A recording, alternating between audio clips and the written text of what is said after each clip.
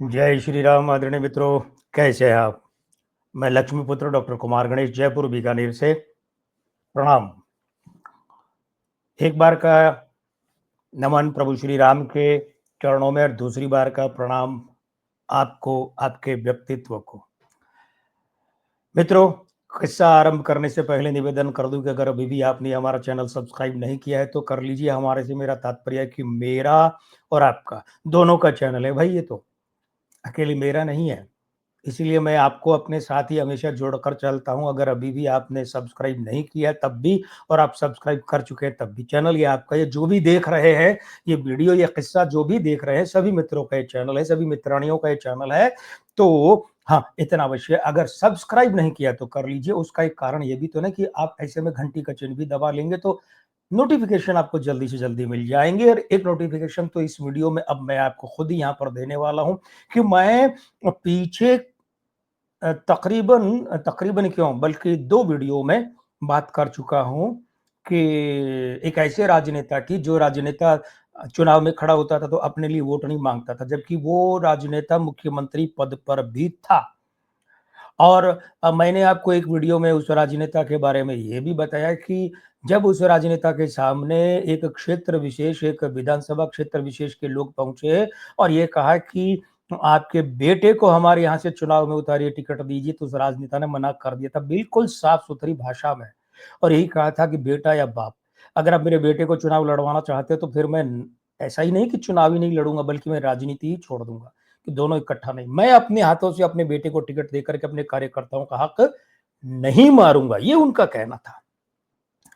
अब आज मैं बात करने जा रहा हूं फिर उसी राजनेता की, बहुत भारी भरकम व्यक्तित्व, भारी भरकम कोई घमंड, अहंकार, एटीट्यूड से नहीं, लेकिन वो जो राजनेता जिसकी बात मैं आज फिर यहां करने जा रहा हूं इस वीडियो में, ये तीसरा वीडियो उस राजनेता के बारे में। तो वो भारी भरकम कैसे? वो अपनी विनम्रता, अपनी सभ्यता, अपने सुसंस्कृत होने से, संस्कारों से, ये उसूलों और सिद्धांतों के कारण मैंने कहा है कि भारी भरकम राजनेता। उस राजनेता के खाते में एक बड़ी अद्भुत बात है कि वो राजनेता बिहार का आजादी से पहले, देश की आजादी से पहले भी मुख्यमंत्री रहा था। मैं बात कर रहा हूं बिहार के पहले मुख्यमंत्री, स्वाधीन भारत में बिहार के पहले मुख्यमंत्री श्री कृष्ण सिन्हा जी की। 21 अक्टूबर 1887 को जन्मे थे। यानी इस देश को जब आजादी मिली तब 60 बरस के थे, 60 के हो चुके थे, नहीं, 60वां साल चल रहा था उन्हें, 15 अगस्त 1947 को। और 5 साल बाद 1952 के चुनाव में कांग्रेस के जीतने के बाद भी वे मुख्यमंत्री रहे और 57 की बात आई, 57 में वे फिर चुनाव लड़े। 1957 में वे बिहार के शेखपुरा जिले की बरबीघा सीट से विधानसभा चुनाव लड़े। और चूंकि वे निवर्तमान मुख्यमंत्री थे, जिसे आम भाषा में कहते हैं कि सिटिंग सीएम, तो चुनाव उन्हीं के नेतृत्व में लड़ा गया था। और एक बात और है, तब बिहार में कुल, बिहार यानी झारखंड और बिहार एक ही हुआ करता था, 318 विधानसभा सीटें थी तब बिहार में।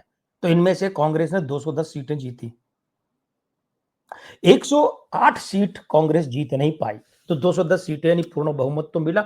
लेकिन हुआ क्या था कि 1957 के विधानसभा चुनाव का परिणाम आते आते, 1957 के विधानसभा चुनाव के आते आते बिहार की राजनीति में जातिवाद की गंदगी घुलने लगी थी। उस जातिवाद की गंदगी का जहर फैलने लगा था, और ये इतना ज्यादा फैल गया था कि जैसे अब हो ही रहा है ना, दशकों से हो रहा है इस देश में, कई प्रदेशों में, क्यों लगभग सभी प्रदेशों में, कि जातिवाद के नाम पर योग्यता को अनदेखा कर दिया जाता है, नजरअंदाज कर दिया जाता है। तो श्री कृष्ण सिन्हा के नेतृत्व में 318 में से 210 विधानसभा सीटें कांग्रेस बिहार में जीती थी 1957 के विधानसभा चुनाव में।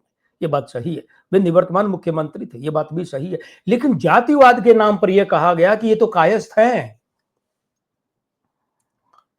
सिन्हा ये कायस्थ है। तो फिर किसी ने एक और आवाज उठाई, बोले तो भूमिहार है, मतलब यहां भी बंटवारा। तो भूमिहार 5 साल रह लिया बिहार का मुख्यमंत्री, अब राजपूत रहना चाहिए। बाद में तो जगन्नाथ मिश्र है, बिंदेश्वरी दुबे हैं, है ना, भागवत झा आजाद, ये ब्राह्मण भी रहे, वो एक और बात है। तो ये जातिवाद हो गया, तो चुनाव तो जीत गई कांग्रेस, लेकिन मुख्यमंत्री का चयन नहीं किया। निवर्तमान मुख्यमंत्री होने के नाते सबसे पहला अधिकार किसका बनता था? श्री कृष्ण सिन्हा बाबू का, लेकिन नहीं घोषित किया गया। पंगा डाल दिया गया, अड़ंगा डाल दिया गया कि भाई राजपूत होना चाहिए, इस बार भूमिहार नहीं। तो फिर पार्टी ने तय किया कि ऐसा करते हैं कि विधायक दल की बैठक बुलाते हैं, और विधायक दल की बैठक है, उसी में तय होगा कि कौन बनेगा मुख्यमंत्री। तो एक उम्मीदवार तो वहां श्री कृष्ण सिन्हा हो गए, तो दूसरी तरफ उनके विरुद्ध उन्हीं के साथी अनुग्रह नारायण सिंह ये खड़े हो गए। अब विधायक दल की बैठक में दोनों में से चुनाव होना था कि किसे चुना जाए। श्री कृष्ण सिन्हा भूमिहार थे, अनुग्रह नारायण सिंह राजपूत थे। दोनों के बीच वोटिंग हुई, और दोनों को लेकर वोटिंग हुई विधायकों के बीच में, और परिणाम वही रहा जो माना जाता था कि नैसर्गिक न्याय होता, यानी कि श्री कृष्ण सिन्हा विधायक दल की बैठक में बहुमत पा लिए और उन्हें मुख्यमंत्री चुना गया। नैसर्गिक न्याय भी यही था कि उन्हीं के नेतृत्व में जबकि कांग्रेस पार्टी ने 318 में से 210 विधानसभा सीटें जीती, तो उन्हें बनाया जाना चाहिए था, नहीं बनाया गया, लेकिन अब विधायक दल की बैठक में चुन लिया गया। तो अनुग्रह नारायण सिंह चुनाव हार गए थे। कौन सा? मुख्यमंत्री पद का। अब श्री कृष्ण सिन्हा समर्थक जो लोग हैं, सिन्हा हॉल से वहां बाहर आए बैठक से, तो उन्हें कंधे पर उठा लिया, गाजा बाजा शुरू हो गया, नाच गाना शुरू हो गया, और यहां से सिन्हा को गाजे बाजे के साथ समर्थक उनके घर तक ले गए। लेकिन इस गाजे बाजे में एक बात पर बहुत गौर करना पड़ेगा, ये लोग कांग्रेसी ही थे। कौन? श्री कृष्ण सिन्हा के समर्थक, कोई दूसरी पार्टी के नहीं थे। और सामने जो अनुग्रह नारायण सिंह के समर्थक थे, कौन? अनुग्रह नारायण सिंह जो अभी विधायक दल में चुनाव हारे हैं, भी कांग्रेसी। तो जब श्री कृष्ण सिन्हा के समर्थक गाजे बाजे के साथ इस तरीके से इनके घर ले गए, तो अनुग्रह नारायण सिन्हा और अनुग्रह नारायण सिंह और उनके समर्थक वहां से गायब हो लिए। अब सिन्हा को घर ले जाया गया, वो अपने सरकारी निवास में पहुंचे। इतने में क्या होता है, एक तेज रफ्तार की गाड़ी आती है, सामान्य से तेज रफ्तार, और वो आकर श्री कृष्ण सिन्हा के घर के पोर्च में रुकती है, और रुकती है, और इतने में अंदर तक बात चाहती है, अरे साहब आ गए, साहब आ गए, साहब आ गए, भाई साहब आ गए। वो कोई कहता भाई साहब है, कोई बोले दादा आ गए। तो श्री कृष्ण सिन्हा खुद बाहर आए, घर से बाहर आए, पोर्च में आए, उन्होंने गाड़ी का दरवाजा खोला, गाड़ी को रिसीव किया, गाड़ी का दरवाजा खोला, और गाड़ी में से कौन निकला? ना ना ना ना, वो खोदा पहाड़ और निकली चुहिया नहीं, खोदा पहाड़ और निकला पर्वत, शेर। शेर माने सिंह। सिंह कौन? अनुग्रह नारायण सिंह। हाँ, मैं जब अभी आपसे जब बात कह रहा हूं ना, तो मेरे खुद के रोमांच खड़ा हो रहा है कि क्या अद्भुत लोग थे वे। अरे वे भी थोड़ी देर पहले तो विधायक दल की बैठक में चुनाव आ रहे हैं, मुख्यमंत्री के चयन का मामला पिटा है, पराजित हुए हैं, और यहाँ सिन्हा के घर आए खुद गाड़ी लेकर। दिल देखिए कितना बड़ा, बड़े दिल वाले लोग थे साहब वे, उसूलों वाले लोग थे। जिनके उसूल कड़े होते हैं वही लोग बड़े होते हैं, है ना। तो वे आए, और श्री कृष्ण सिन्हा भी बाहर आए, गाड़ी को रिसीव किया, गेट खोला, अनुग्रह नारायण सिंह बाहर निकले। अब क्या हुआ? असली बात वहीं पर अनुग्रह नारायण सिंह ने माफी मांगी कि मैं आपके विरुद्ध विधायक दल का चुनाव लड़ा, विधायक दल की बैठक में चुनाव लड़ा। हालांकि इसमें माफी जैसी कोई बात नहीं थी, वो अधिकार था, कोई भी खड़ा हो सकता था, लेकिन उन्होंने इसके लिए माफी मांगी कि मैंने आपके विरुद्ध चुनाव लड़ा।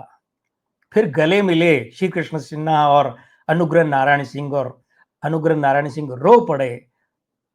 तो फिर आंसू भला श्री कृष्ण सिन्हा साहब के भी कहां रुकने वाले थे। ये वे भी बह पड़े बांध तोड़कर, दोनों के आंसू बह पड़े, दोनों रोने लगे। बहुत भावुक, बहुत भावुक समय, क्षण, पल। खैर, सिन्हा साहब अनुग्रह जी को भीतर ले गए, आओ भगत की, आगे की बातें, आगे की बातें। लेकिन मित्रों, देखिए, पार्टी का आंतरिक लोकतंत्र जीवित रखा अनुग्रह नारायण सिंह ने, लेकिन जो आपसी सद्भाव, सौहार्द और भाईचारा, जो प्रेम संबंध है, वो भी रखा। उस पर आंच नहीं आने दी, क्योंकि वे लोग उसूलों वाले थे, सिद्धांतों वाले थे, वे राजनीति करते थे, वैमनस्य की, मतभेद की नहीं, सिद्धांतों की करते थे। उनके बीच में मतभेद तो था, क्योंकि राजनीति में मतभेद होना चाहिए, तभी राजनीति जिंदा रहती, लेकिन मनभेद नहीं था। और आज की राजनीति में देखें तो अधिकतर गंदगी ही गंदगी भरी पड़ी है। अरे एक दूसरे के सामने चुनाव लड़ लेना तो छोड़िए, अगर एक राजनेता दूसरे राजनेता के विरुद्ध लगने वाली बात भी बोल देना, असहमति भी प्रकट कर दे, तो दुश्मनियां बांध ली जाती हैं कि अब तो मैं इसे सबक सिखा के ही रहूंगा, इसने मेरी बात का विरोध किया, मेरी बात से ये असहमत हुआ।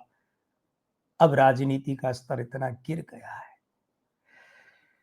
हाँ, संभालना पड़ेगा देश की राजनीति को, आपको, मुझे, सबको। और हाँ, आपको तो भाई सबसे पहले ये चैनल संभालना है, ये वीडियो संभालना है। अब चैनल कैसे संभालेंगे?